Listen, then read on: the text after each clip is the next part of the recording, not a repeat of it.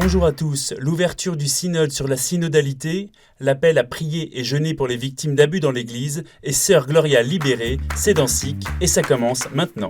C'est le départ pour un long chemin de discernement de l'Église qui va durer 2 ans. Le synode sur la synodalité s'est ouvert ce week-end à Rome et le sera dimanche prochain dans chaque église particulière. Une démarche dans laquelle les croyants et toutes les personnes de bonne volonté seront impliqués.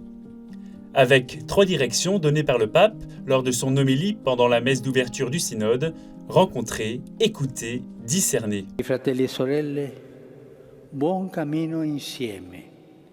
Che possiamo essere pellegrini innamorati del Vangelo, aperti alle sorprese dello Spirito Santo. Non perdiamo le occasioni di grazia dell'incontro, dell'ascolto reciproco, del discernimento, con la gioia di sapere che, mentre cerchiamo il Signore, è Lui per primo a venirci incontro con il suo amore. La fin du synode aura lieu en octobre 2023. Lire le rapport, écouter et jeûner. C'est la demande de Monseigneur Aupetit aux fidèles de Paris à la suite de la publication du rapport de la SIAZ qui a révélé un phénomène massif d'abus sexuels dans l'Église. L'archevêque de Paris invite les fidèles à s'engager dans le chemin de conversion de l'Église en lisant le rapport et en écoutant les victimes pour saisir leur souffrance qui est aussi celle du Seigneur. Il a demandé une journée de jeûne le vendredi 15 octobre sur le diocèse de Paris. Et dans les paroisses de France, ce dimanche, de nombreuses homélies ont évoqué l'enquête pour inviter les fidèles à agir, comme ici à Reims et Boulogne. Et c'est un moment de vérité, mais aussi peut-être de honte. Et nous avons pu ressentir divers sentiments en écoutant ce rapport, en voyant aussi les réactions.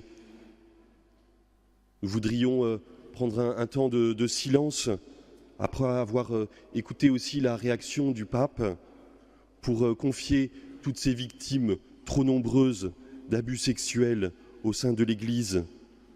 Nous devons être la caisse de résonance afin de participer activement les uns les autres, et j'aimerais beaucoup que sur la paroisse puisse y avoir des petits groupes de lecture de ce texte, afin que nous puissions participer activement à la construction et à la reconstruction de l'Église. Je remercie à Dieu, à les autorités maliennes, à le président, à toutes les autorités maliennes, à tous l'effort que vous faites pour que nous, vraiment, nous sommes libérés. Non? Que Dieu vous bénisse, que Dieu bénisse le Mali.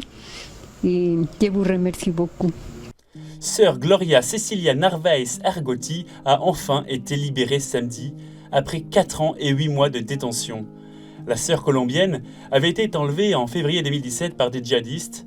Elle est apparue très affaiblie, mais le visage souriant devant les caméras. Dimanche, les fidèles maliens ont manifesté leur joie dans les paroisses un peu partout au Mali, notamment à Karangasso, dans le sud du pays, où la religieuse s'était livrée aux terroristes pour prendre la place de 2 sœurs plus jeunes. Durant sa longue captivité, sœur Gloria a été détenue avec Sophie Pétronin et le père Pierre-Luigi Macali, tous 2 libérés en octobre 2020. Elle a été reçue samedi par le président malien de la transition et l'archevêque de Bamako, le cardinal Jean Zerbo, avant de partir pour Rome dimanche, où elle a rencontré le pape lors de la messe d'ouverture du synode. Ça a été le grand bonheur de ce pèlerinage que de pouvoir vivre nos célébrations comme à l'accoutumée. On a retrouvé la foule du rosaire sur l'esplanade, cette grande foule un peu compacte, avec cette belle allée centrale, les malades devant, les jeunes au premier rang, les pèlerins derrière, assis sur leurs pliants. Ça a été un grand bonheur de se retrouver tous ensemble.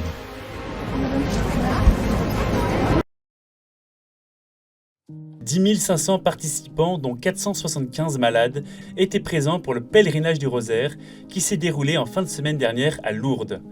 Organisé par les frères dominicains, ce rassemblement a lieu chaque année en début octobre à Lourdes. Composé de 20 000 personnes en temps normal, seules 2 000 avaient pu être présentes l'année dernière. C'est le premier rassemblement de cette ampleur à Lourdes depuis le début de la crise sanitaire, un événement témoin d'une grande ferveur après le ralentissement obligé des activités. Les pèlerins sont venus de toute la France, prier devant la grotte et assister aux catéchèses et conférences, avec en point d'orgue la traditionnelle procession au flambeau jeudi soir.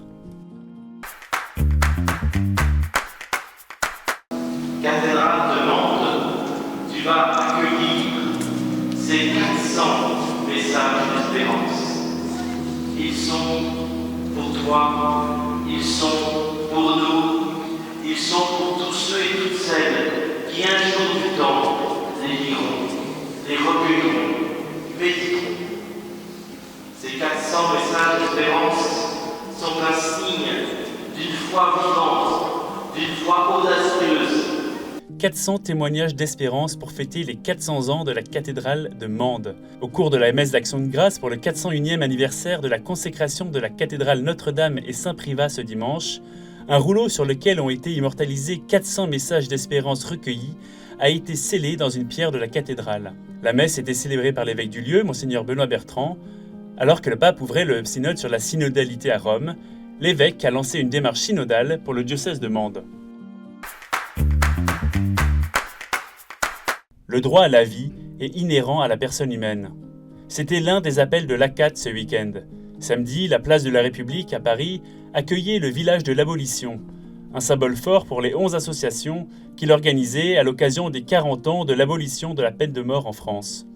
Pour l'ACAT, l'action des chrétiens pour l'abolition de la torture, même si des progrès sont constatés comme au Sierra Leone qui vient de l'abolir vendredi, le combat n'est pas fini. L'ONG chrétienne a proposé un argumentaire soulignant que la peine de mort est utilisée par des États autoritaires pour éliminer les opposants, qu'elle frappe le plus souvent les personnes issues de minorités ou à la suite d'une procédure bâclée. Et puis dimanche, c'était la 19e journée mondiale contre la peine de mort qui était cette année consacrée aux femmes.